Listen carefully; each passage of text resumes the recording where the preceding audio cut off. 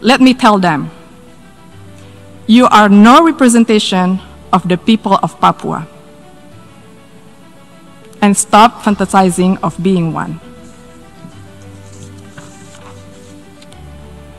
Papuans are Indonesians.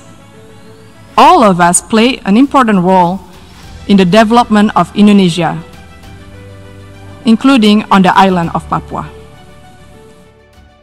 Nah, ini loh yang dimaksud sama ibu kita Kartini. Kalau perempuan bukan cuma boleh berakhir di dapur dan di kamar atau di rumah aja, tapi juga duduk sebagai representasi Indonesia memperjuangkan negara kita tercinta. Perjuangan bagi Indonesia memang bukan hal yang mudah. Tidak bisa dipungkiri, negara kita masih banyak mengalami sentimen negatif, bahkan kecaman dari negara lain. Bahkan dalam beberapa waktu, kita dikecam secara langsung lewat forum-forum internasional seperti yang bakal kita bahas kali ini. Siapa sangka kalau kita akan mulai dari negara tetangga kita sendiri, yaitu Myanmar. Secara hubungan bilateral, Indonesia dan Myanmar tidak pernah cekcok sejak awal kemerdekaan Indonesia di tahun 1945 kemarin. Namun, hubungan baik ini mulai berguncang saat isu tentang suku Rohingya mencuat di tahun 2017 kemarin. Karena rasa simpati, iba dan juga nurani yang tergugah, Indonesia menyuarakan hak-hak rakyat Rohingya serta upaya penghapusan etnis yang dilakukan Myanmar di dalam forum PBB. Secara tegas Indonesia mengecam tindakan Myanmar tersebut karena dinilai tidak manusiawi dan melakukan pelanggaran HAM. Melihat kecaman ini, Myanmar tentu saja tidak senang sebab dalam forum yang sama, pihak Myanmar mengecam Indonesia karena mengurusi urusan dalam negeri dari Myanmar. Sampai sekarang, Indonesia masih menjadi salah satu destinasi utama dalam pengungsian rakyat Rohingya yang kabur dari Myanmar. Utamanya, mereka mendarat di Aceh, Makassar, dan juga Medan. Dari data UNHCR, sudah ada ribuan pengungsi Rohingya yang teregistrasi di Indonesia. Pembludakan dari pengungsi ini menyebabkan berbagai masalah di Indonesia. Mulai dari adanya pengungsi yang mencoba kabur ke Malaysia, bocah pengemis yang marah-marah, hingga adanya insiden pengusiran dari warga lokal. Dari apa yang pernah diberitakan Republika, Menteri Luar Negeri Indonesia yaitu Retno Marsudi mengaku kalau konflik dan gesekan yang ditimbulkan hanya bisa diselesaikan jika akar masalahnya diselesaikan, yaitu dengan dikembalikannya hak-hak rakyat Rohingya oleh Myanmar sendiri agar mereka bisa pulang.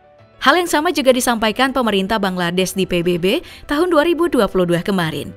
Namun seperti yang kita tahu, Myanmar sampai sekarang belum aman sama sekali bagi Rohingya. Makanya bola panas ini masih terus berputar. Selain membela keberadaan dari suku Rohingya Myanmar, Indonesia juga tidak lupa dengan memperjuangkan hak-hak bangsa Palestina. Bangsa Indonesia tidak segan-segan membawa hal ini ke hadapan PBB. Padahal, kita semua tahu kalau banyak negara yang lebih berpihak kepada Israel ketimbang Palestina. Salah satu aksi yang selalu membekas tentu saja datang dari Ibu Menlu Retno Marsudi yang secara tegas memberikan seruan untuk penghentian kekerasan di Palestina dan agar Palestina memiliki akses sebagai member penuh PBB. Nah, hal ini tentu saja membakar perasaan dari Israel. Makanya Israel selalu menganggap Indonesia batu sandungan yang besar bagi pendudukan mereka di Palestina. Kekhawatiran dari Israel juga datang dari kedekatan Indonesia pada negara Liga Arab dan Organisasi Kerjasama Islam, di mana Indonesia menjadi salah satu member paling berpengaruh. Sikap tegas Indonesia terhadap kemerdekaan Palestina jelas bukan cuma omongan belaka. Toh, negara kita pernah menolak bantuan sebesar 28 triliun rupiah dari Amerika agar Indonesia bisa memperbaiki hubungan diplomatiknya dengan Israel. Jadi bisa dibilang negara kita ini emang total ya membela Palestina. Bukan cuma Myanmar, negara tetangga yang juga ternyata diam-diam menyimpan kebencian kepada Indonesia adalah Australia. Siapa sangka, negara kanguru yang jadi destinasi pendidikan banyak orang Indonesia ini juga punya sentimen negatif terhadap Indonesia. Anehnya, sentimen ini datang dari penegakan hukum yang dilakukan Indonesia soal pengedaran narkoba. Salah satu yang paling heboh jelas kasus Bali 9 yang terjadi di tahun 2005 silam, di mana pihak Indonesia menangkap 9 warga negara Australia yang terbukti melakukan pengedaran narkoba di Pulau Dewata. Salah 2 orang yang dianggap sebagai otak kasus ini adalah Andrew Chen dan Myuran Sukumaran. Kedua orang ini mendapat pidana mati yang menuai kecaman dari Australia, di mana Indonesia dianggap melakukan pelanggaran HAM. Saking emosinya, Australia bahkan memberikan 3 ancaman pada Indonesia saat eksekusi terjadi. Australia akan menarik duta besar mereka, kemudian memboikot pariwisata Bali dan juga menghentikan dana pinjaman. Tapi Indonesia tidak gentar, karena di tahun 2015, Andrew dan Meuran langsung dieksekusi mati. Jadi memang penegakan hukum di era itu terhadap pengedar narkoba patut diacungi jempol, karena tidak mencela-mencele. Nah, sikap dari Australia tadi tentu membingungkan kita ya, karena kita sama-sama tahu kalau narkoba jelas merusak tatanan sosial masyarakat, utamanya bagi kaula muda. Tapi kok bisa Australia malah membela pengedar narkoba? Padahal jelas-jelas kasus Bali 9 mencoreng nama negeri Kangguru karena warganya mengedarkan narkoba di negara lain.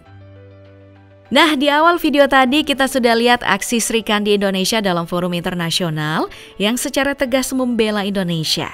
Nah, video tadi datang dari tahun 2020 kemarin nih, saat diplomat muda Indonesia Silvani Pasaribu menentang keras pernyataan dari Presiden Vanuatu yang mengangkat isu Papua. Menurut Silvani, Presiden Vanuatu memiliki obsesi yang tidak jelas pada isu tersebut dan terlalu mengintervensi tindakan dalam negeri Indonesia. Padahal, secara piagam PBB, intervensi tersebut tidak diperbolehkan. Nah, obsesi persoalan Papua dari Vanuatu ini memang bisa dianggap berlebihan. Bagaimana tidak, meski di 2020 sudah diskak oleh presidennya, masih mencoba membicarakan isu yang sama di tahun 2021. Kemudian, 2021 kemarin untuk sekali lagi, Presiden Vanuatu diskak oleh diplomat muda Indonesia lainnya, yaitu Cindy Nurfitri. Dalam pernyataan Cindy Nurfitri, Vanuatu bahkan dianggap pemberi harapan kosong dan penyulut konflik di Papua, serta mendukung gerakan separatisme yang mendukung KKB. Bukan cuma itu, Vanuatu juga dianggap mengatakan omong kosong soal HAM, karena mereka tidak membahas tindakan keji KKB pada tenaga kesehatan, pekerja konstruksi, dan warga sipil.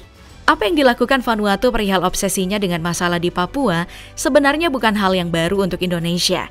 Sebab ada sederetan negara lain yang juga sangat sering menggaungkan isu yang sama. Mulai dari Kepulauan Solomon, Nauru, Palau, Tonga, serta negara Saint Vincent and Grenadines yang berada di benua Amerika. Semua negara ini selalu berulang-ulang mengangkat isu HAM Papua yang memang jadi isu hangat seputar Indonesia. Nah, menurut kamu gimana nih? Apa Indonesia harus membuka keran penyelidikan HAM di Papua dari PBB agar namanya bersih? Atau kita harus tetap kekeh kalau di sana nggak ada pelanggaran HAM? Sebutkan pendapat kamu di kolom komentar dan sampai jumpa di video berikutnya.